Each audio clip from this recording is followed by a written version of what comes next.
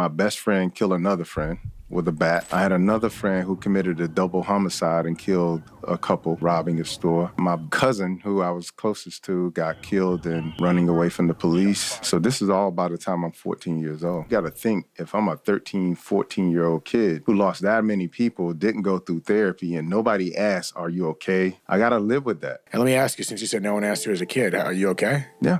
Yeah? Yeah, I'm good, man. When you start the journey for yourself and you get some healing, you realize it's going to be okay. A 1,000-mile journey begins with one step, but most people are afraid to take the first step. Dr. Bobby? So how long have you been a doctor? Now 13 years.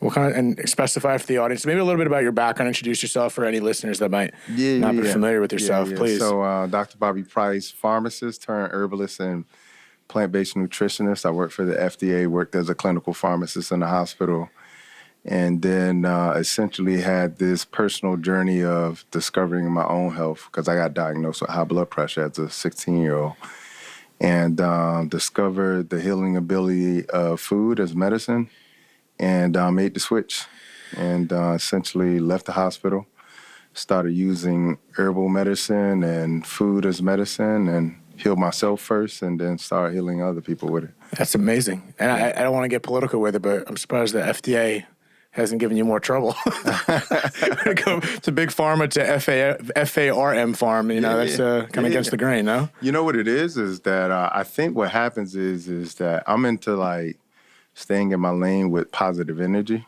Love that. And what happens is a lot of times people feel like if I've gone in this next direction, I need to constantly pummel and talk about the direction that I came from. And so I don't spend a lot of time talking about how horrible the FDA is or the pharmaceutical industry is. I just simply show people what the benefits of going this direction is. Amen. Because it's a distraction to me going this direction. It's kind of what we were talking about pre-recording almost, about getting stuck in the past, and I guess how we can identify with our traumas, whether it be grief, loss, or anything we've gone through, which is an interesting thought. I thought we were going to start. I wanted to start with one direction, but here we are. Anyway, we're just going to freestyle on it. That getting stuck in the past. How much of a difference is that between, learning from your past and remembering it, but being stuck? Like, is there a balancing act there with, let's say, grief or whatever the trauma is? Say, okay, I'm really stuck in that past and I can't be present. Yeah. But at the same time, you remembering it sometimes is powerful in itself, yeah? Yep. Well, when you're stuck in the past, it means you're stuck in the lesson. Ooh. Does that make sense? Yeah, bars right there, actually. Because if you really think about it, what happens with a lot of people is quite often that lesson is constantly repeating. Take somebody who's in a relationship and they continue to get the same kind of person over and over and over, and they can't understand why they're getting what they're getting. Life is just simply trying to teach you haven't learned this lesson. So that's why it keeps you stuck in the past, because you have to learn the lesson to move forward. And so I always look at my life in that sort of perspective, because what I realize is that, life is constantly teaching you. Mm-hmm. And that's why I wrote a book called Life is My Guru. And the tagline is, life is not happening to you, it's happening for you. Mm-hmm. And so when things are happening in this way, you got to ask yourself, what is life trying to teach me? And I think what happens with a lot of people, they don't look at it from that perspective. They look at it from a victim mindset. They start to think to themselves like, life is punishing me, or this person is doing this to me, not thinking that there's a lesson there to learn. So I look at it from that perspective, like life is trying to teach me something.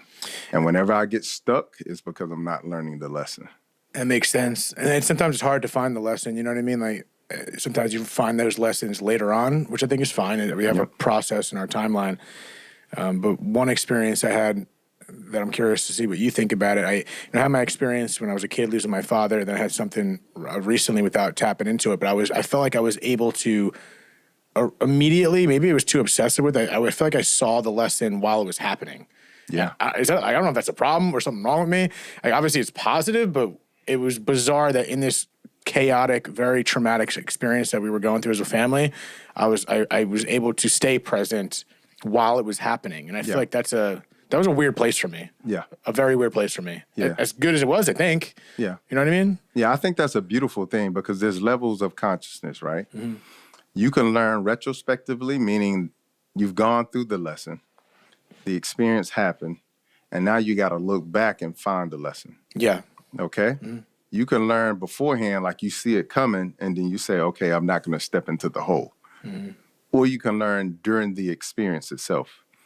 To be honest with you, I think learning during the experience is the best lesson because you're being present. Yes, and that was a synonymous word. Sorry, I didn't mean to cut you off there. That was a synonymous word of while I was thinking about that. It wasn't me trying to focus on the lesson and what can I get out of this or try to divert the horrible situation to find the lesson, but I simultaneously felt the most present I've ever felt in my life. Yeah. It's a very weird feeling, which is weird that that's weird. That should be just the way we live. That should But be. the fact that it's weird is like twisting my mind up. You want to know why it's weird? Because we're used to being, I always tell people life is like a play. And you can either be the actor on the stage or you can be in the audience. If you're on the stage, you can't break character. You understand? So when life is happening, you have to stay in character. Even if you know, like, I'm watching, Hamlet. And this scene is about to come and I know exactly what's going to happen. I'm playing the character that is about to die, but I can't break character. I got to go through this. All right? And most people are living their lives exactly like that. Or you can be in the audience where you're a witness.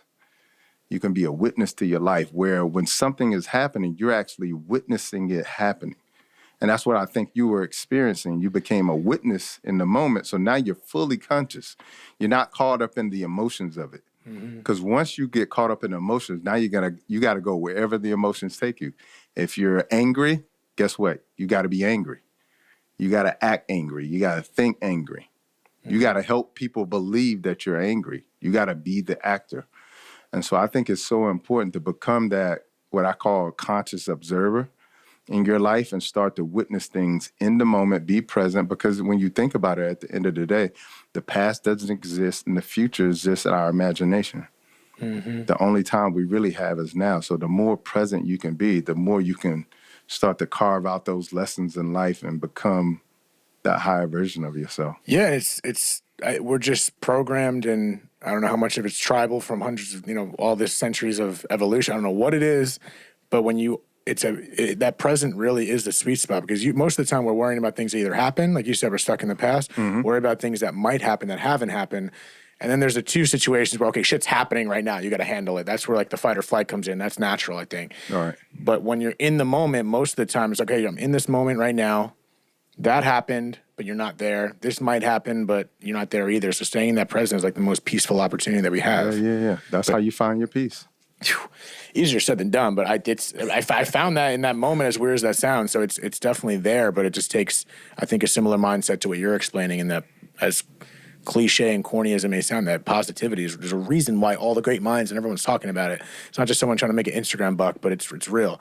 But in regards to, I want to tap into what you mentioned about you having survivor's guilt, and I think that relates to what we're talking about, maybe being present in the moment. And you were young. Explain people, what you mean by the survivor's guilt that you had as it relates to your growing up. Yeah, so I grew up in a really impoverished environment. Grew up in the projects, and the unfortunate thing about no matter where the ghetto is that frustrations spill out, and as a result, you get to experience not only the frustrations you have, but the frustrations that everybody around you has too. And so by the time I was 12 years old, I witnessed my best friend kill another friend with a bat. I had another friend who committed a double homicide and killed a couple, robbing a store. My cousin, who I was closest to, got killed in running away from the police. And so this is all by the time I'm 14 years old. And as I navigate through life and start to achieve some level of success, I have to look back and remember everybody. You have a certain level of survivor's guilt. You think to yourself, like, I'm the last person left. Now, most people would celebrate that. But if you have a certain level of compassion for all the people that you left behind, and you didn't heal from all that trauma, because you got to think, if I'm a 13, 14-year-old kid who lost that many people, didn't go through therapy, and nobody asked, are you okay? Nobody, made any adjustments for me. I got to live with that. And the unfortunate thing about society today is most people, when they go in to do any type of therapy, they're thinking that they're having to heal the adult. You're not having to heal the adult. You're trying to heal that 13, 14-year-old version of yourself that experienced all that trauma. And so as I become an adult, I'm realizing that all of the impact of that trauma is still playing out in my adult life that happened when I was a kid. And part of that trauma was the survivor's guilt. I was thinking about who I was compared to who I am today, and thinking to myself, well, I could have been that person. Thinking to myself, the people who told me to go home when there was going to be a shootout, and they didn't make it out of that. So I'm constantly thinking about this all the time. And as a result, it's hard for me to move forward in life because I'm constantly thinking about the past. It's like we were just talking about. You either get stuck in the past or you get stuck in the future, and you can't be present. And so, it took a lot of healing to go through and do that unpacking, all of that unpacking of what happened. Because a lot of times when you look back, what you'll discover is the way you play out the scenario of what happened then and versus what actually happened, it will be different. Sometimes it could be magnified. Sometimes it could be dulled out, but it'll be different.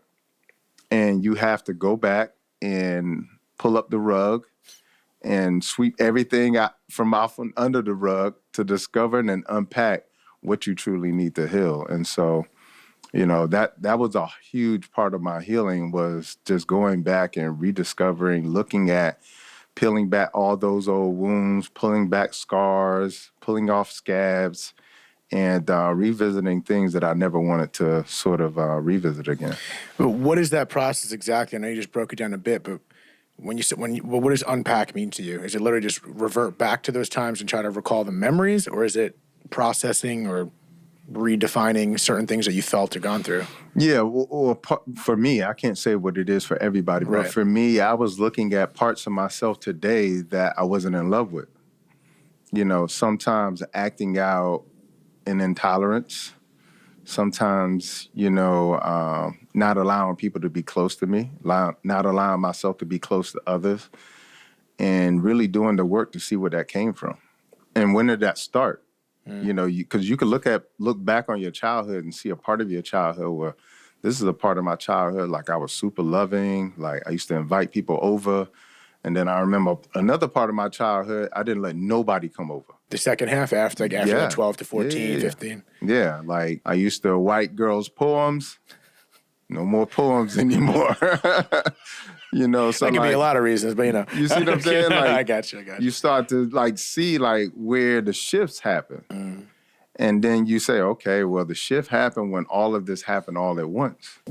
How much of importance do you think it is in regards to figuring out where it came from? Like I've always just tried to figure that out. Sometimes I think about, okay, other things I've gone through in my kid. Let's just think about, I lost my dad.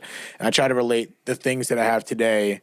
And I love what you said about working on the childhood shit, because that's like where it all comes from. We're all kids with hairy armpits. That's pretty much what I feel like. And so it's like I think about all this stuff, my flaws, the things I should be working on or feel like I should be working on. And then I think, okay, did that come from me losing my dad at 12? Did that come from this or that? And then some part of me also wants to kind of let go of maybe what caused it and just try to embrace the feeling and try to work through that feeling, maybe not being 100% certain of where it came from. Okay. Does that make sense? Yeah. Because how do you define, okay, this came, like I lost so-and-so, or I went through this breakup, or what you've gone through as a kid at 12 years old? That seems like the obvious traumatic choice. Yeah. But at the same time, there's so many other smaller things that we might go through that might change who we are. So it's like, how do you even pinpoint that? Well, what I did was I went back to the scene of the crime.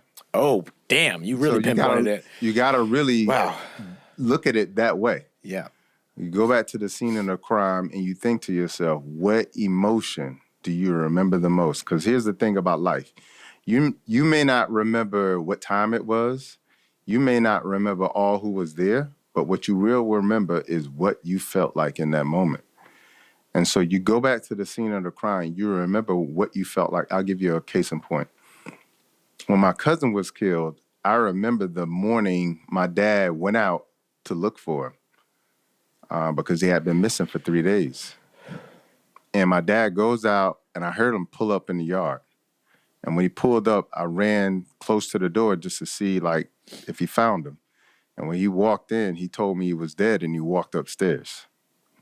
Now, I remember that moment. And the reason why I remember that moment, because I reached out to my dad to hug him. Now, what's important to realize is about that I had that moment by myself. I blame my dad forever for that. And then what I realized later in life was this. My dad went upstairs and he was crying. So we were just crying separately.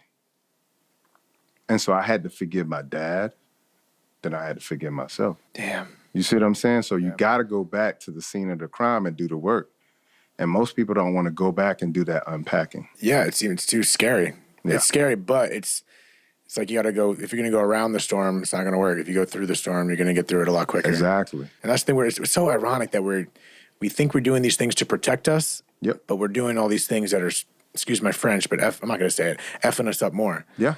It's because you're just trying to sweep it under more. Yeah, it's lifting up the rug, like you said. Yeah, you got to lift up that rug. And, and from there, you can kind of start the forgiveness process, because I truly believe that healing starts with forgiveness and acceptance. The acceptance is this happened. You can't change that it happened. The forgiveness is first you. I had to forgive myself. I blame myself for not being there for him. Not only for my cousin, but after I discovered what happened to my dad when he went upstairs and he was crying, I blame myself for not going upstairs to be there for him. Even though, like, I was a kid and I needed the compassion. You understand?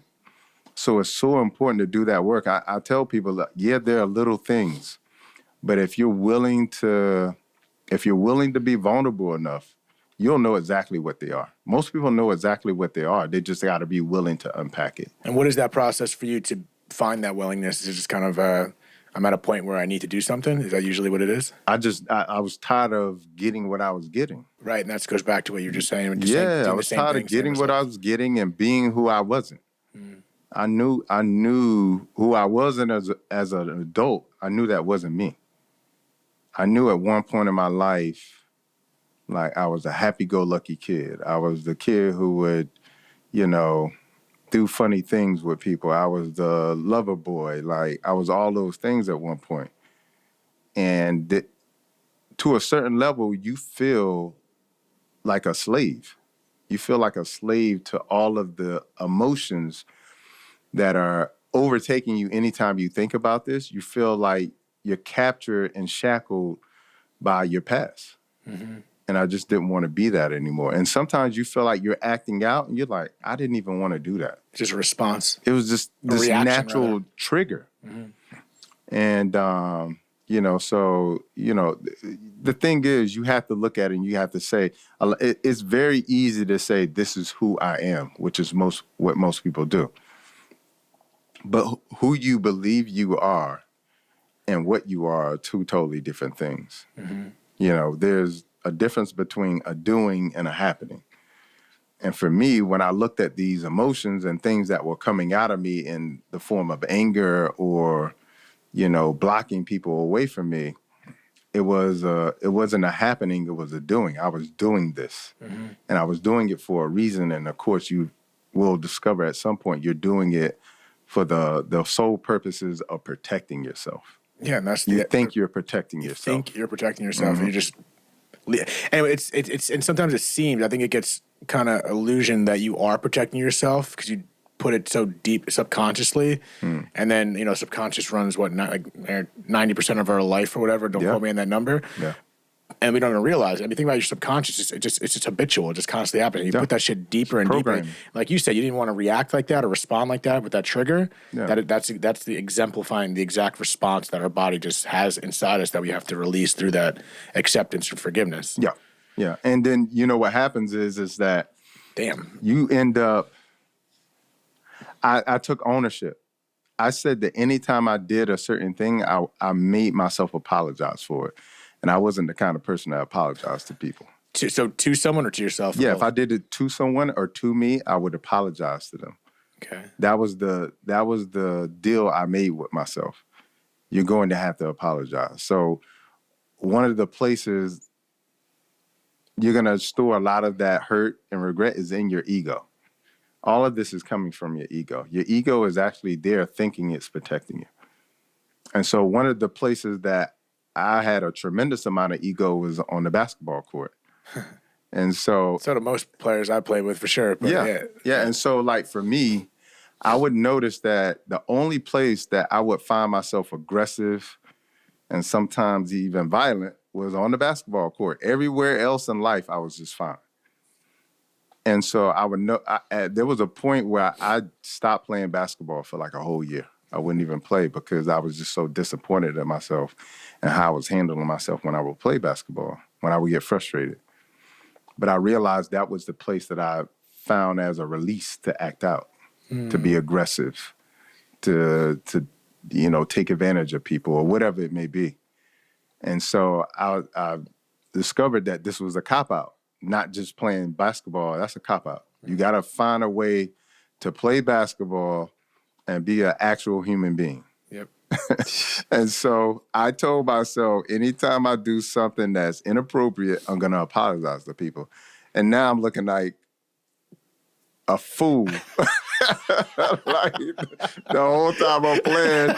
And everybody thinks I'm crazy because they're used to the aggressiveness. Yeah. But you crossing someone up and say, my bad, on the way to the hole? No, I'm bumping them. I'm giving them a little elbow, whatever, talking crazy, but making sure people feel bad. Yeah. I mean, that's a big part of the game. Come on, if anyone doesn't play basketball. But I realized that it was an outlet for me to use my anger. Yeah.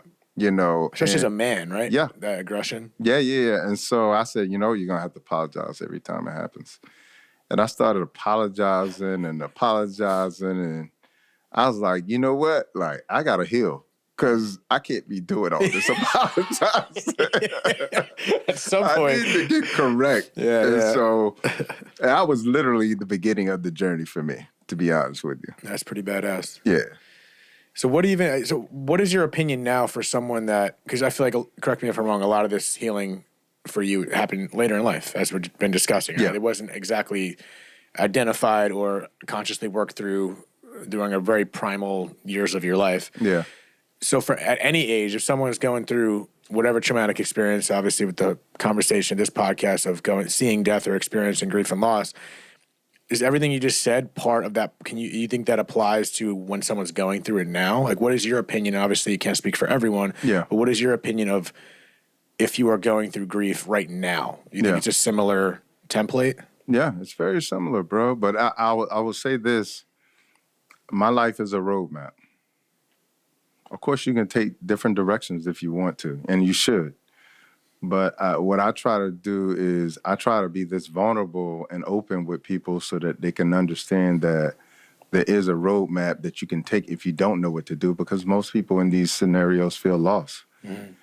And so, yeah, that's really my advice is, my life is a roadmap. So if you don't know what to do, just look at my life, listen to my words, and take whatever out of that resonates with you. Mm-hmm. And I think it's also important to understand, listen to you. Like I always say the most important relationship we'll ever have in life is the relationship we have with ourselves. And most people don't have a relationship with themselves. And that's one thing I will give myself credit for is I always had a very good relationship with myself. When you say good, meaning does that come in the form of honesty towards yourself? Honesty. Yeah? Yeah, because to me, I think that's why people don't have good relationships. They can't be honest. They can't be honest in the vetting process to say, like, I don't want to be with this person. Mm-hmm. They can't be honest during the relationship because they don't want to be true about who they are. And so, that's what I mean. Just being honest with myself. about me and about life and about the experiences, not sugarcoating it, not making it something it isn't, not making it something it could be, just taking it for what it is, and then having the grace and compassion for myself to give myself the time and space to learn and to heal in the process too. That honesty is important, especially when it comes to certain situations, because the easiest person to lie to is yourself. As weird as that sounds, it sounds contradicting because you should know what is what, but you still trick your brain. Yeah. But especially when it comes with certain emotions, because some emotions are confusing, especially when something happens. Like I've heard stories of people when they lose XYZ, they feel anger, and not towards a god or someone that may have took the person's life. They're angry towards the person that died, and then they feel guilty because they feel angry, and they try to cover up that anger with something else and deny the anger because maybe it seems misplaced. Because of the resistance. Yes. To deal with the initial emotion. Yes. The initial emotion was hurt. But because you tried to tuck it away and pretend like it didn't exist, it became toxic. And so now hurt becomes frustration. Tuck that away. It becomes even more toxic. Now frustration becomes anger. And now tuck that away. Now anger becomes toxic, and now it becomes violence. So it only gets worse, and that's what people don't realize about emotions, is that they lead you on a more intense path, no matter what direction they're going into. You have compassion. Compassion shows kindness. Kindness leads to love. It's always leading into a more intense direction. It's two different paths. Yeah, but the difference between the two, one, you're creating resistance. The other is liberating you. You ever heard the beach ball analogy? No. So this guy, I don't think he's the one that quoted it, but he mentioned it on a podcast, Phil Cohen, who's on TED Talks, great guy. He explained it as, the little multicolored beach, like those little blow-up beach balls. Yeah. If you ever try pushing that underwater? You ever try pushing it? It's like that's what it is. If you keep pushing that down, it's hard to keep going, but you keep pushing it deeper and deeper, it's harder to hold on to. And then eventually, the more you push it, the more it's just going to blow up. And I feel like that was a good analogy for me in regards to the way we suppress or resist our emotions. You keep doing that. And at first it's okay, but the deeper and deeper you do it, the harder it is to control. Then eventually it's going to go higher and higher up. It's going to pop up even quicker. And it shows up in different ways. And it shows up in ways that may seem unrelated in whatever we may do, but it's going to show up. And unfortunately, I think that stress and that trauma, people just say, oh, it's just luck in the draw. I'm sorry, so-and-so got cancer, this or that. And it's a sensitive topic, but that stress and that trauma that we hold, that is a bad path towards disease and all that other stuff that might pop up that you might not even relate it to traumas in the past.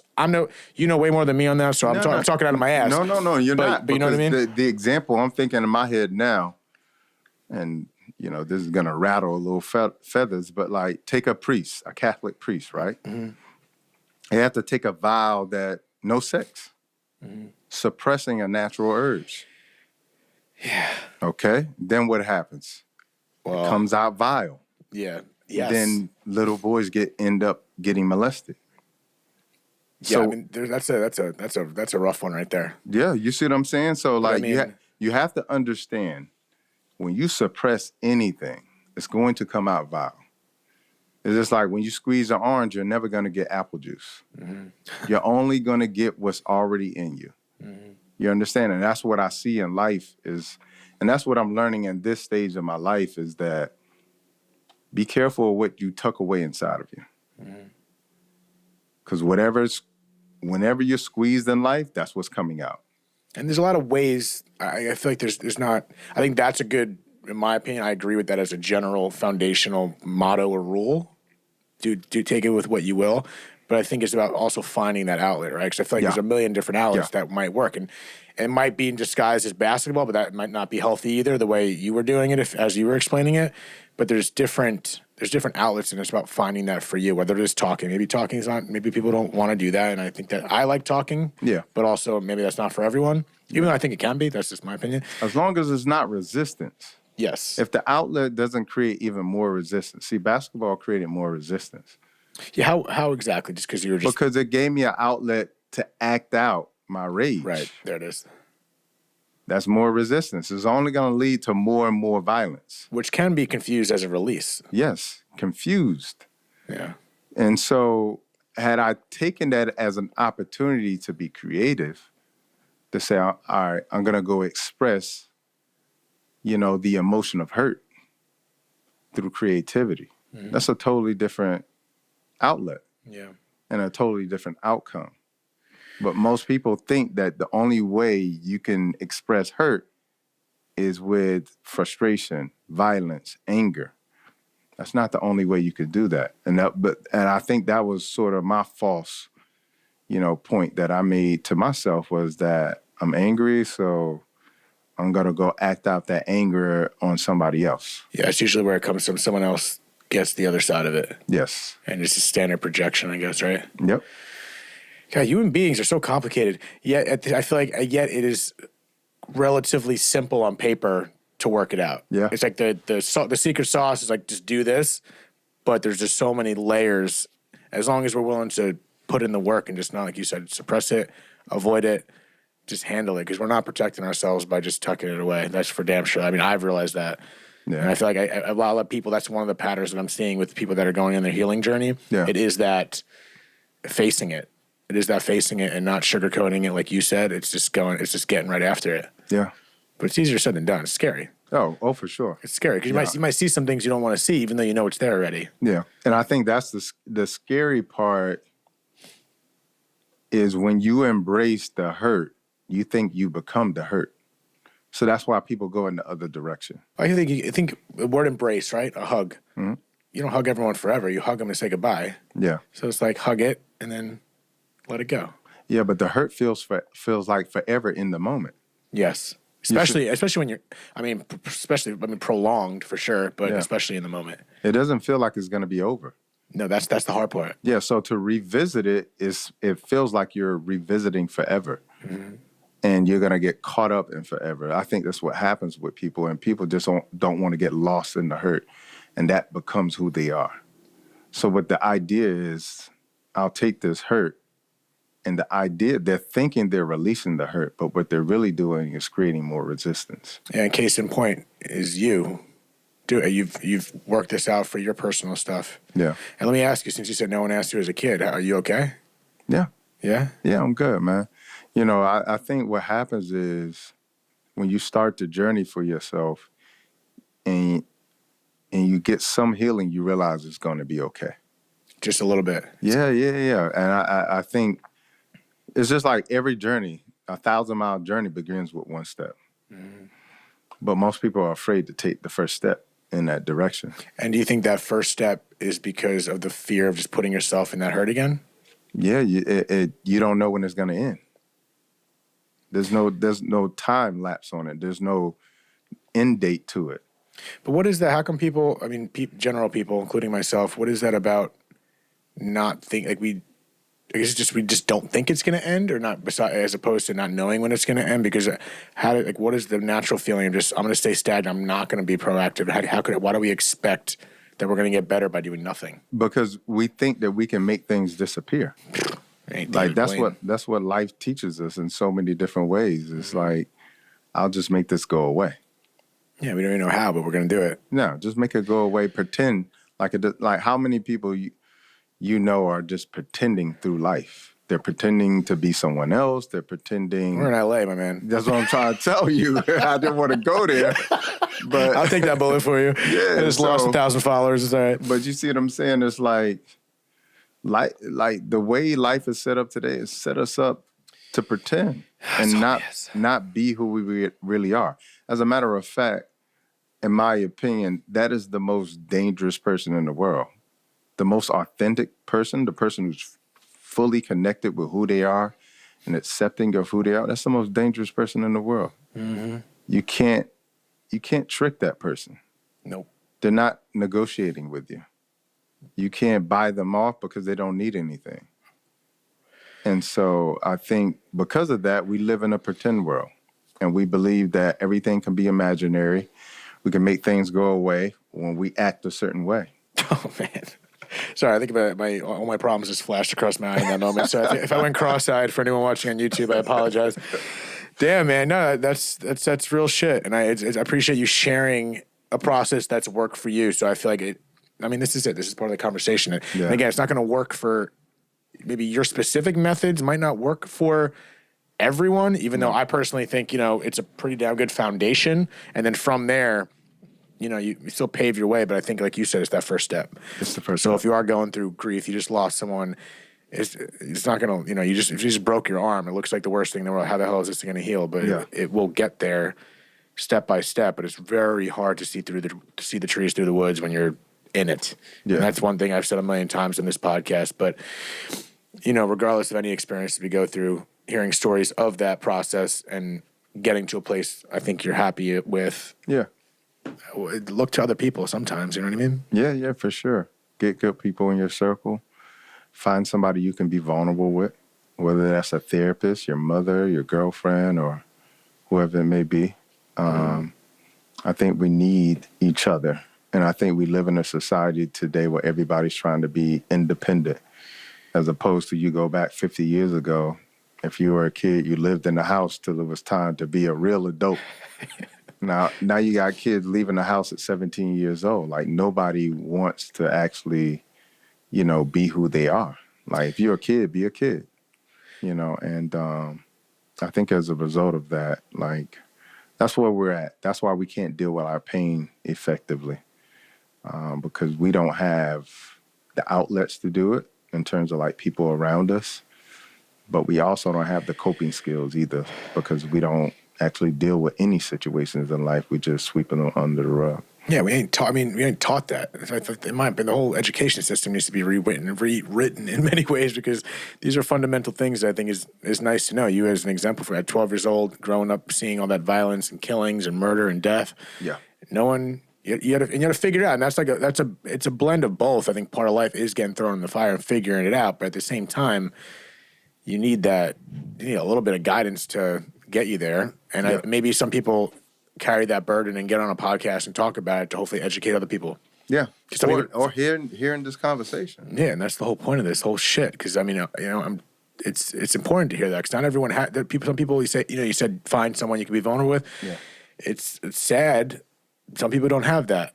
And sometimes people do live in the comment section and I see that a lot in this podcast. People express, and I love it because most of the comments, you get your seedy ones here and there, of course, it's the internet, but a lot of the community that's happening with this is people are just paragraphs of expressing it. Yeah. I think that's great. You know what I mean? Like, I personally, not sure if I do it on a podcast. I'm not sure if I would do it on the comment section, but it's that community of people. That's why I love this community and many communities that are doing similar things.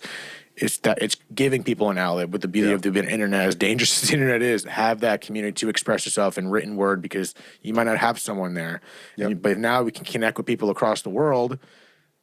There are more outlets out there. There are ways to find people that are feeling similar like you and have gone through what you're going through. So you're not alone. And I feel like feeling alone is a dangerous place to feel too. Yeah. And then the narrative around speaking about your emotions and trauma. The narrative, like the consensus, like the societal narrative? Well, the societal narrative is you're weak. Yes. If you voice them, if somebody were to be in the Whole Foods and just got to a moment where they said, I can't take it anymore. And they said those words and then start spouting off what they were going through. Somebody would call the ambulance. Mm-hmm. And everybody would say they were crazy. Nobody would say, come sit down with me. Yeah. If you need somebody to talk to, I'll talk to you. Yeah.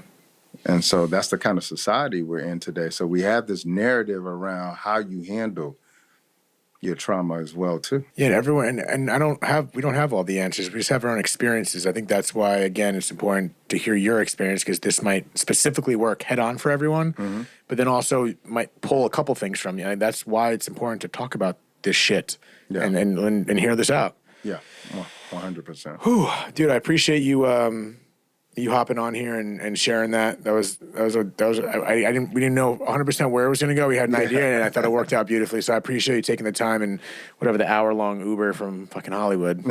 So I appreciate you doing that. But before we do get out of here, Jesus, put the button. Is that like that the whole time? No, you got the man beat out, man.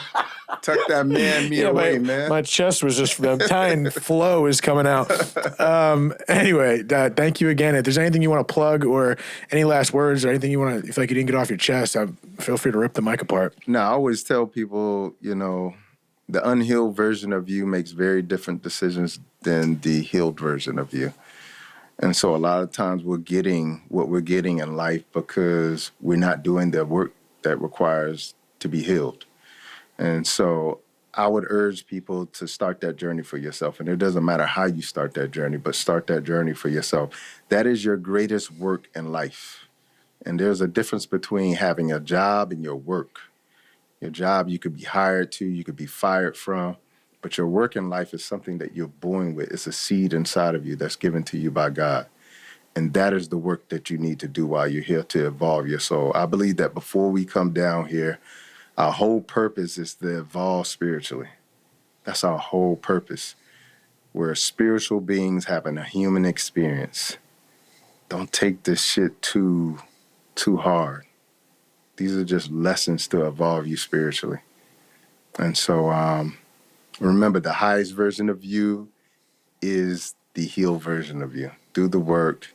You deserve what's on the other side of healing. Do the work. Dead Talks. Thank you so much for tuning in to another episode of Dead Talks. Please do not forget to hit the subscribe button and also the notification bell. That'll give you updates as to when we post a new video, more episodes, and more content in general. We are streaming on all the major podcast platforms, including Apple, Spotify, iHeartRadio, Pandora, and all that. And also find us on Instagram at Dead Talks Podcast or www.deadtalks.net. Thank you so much.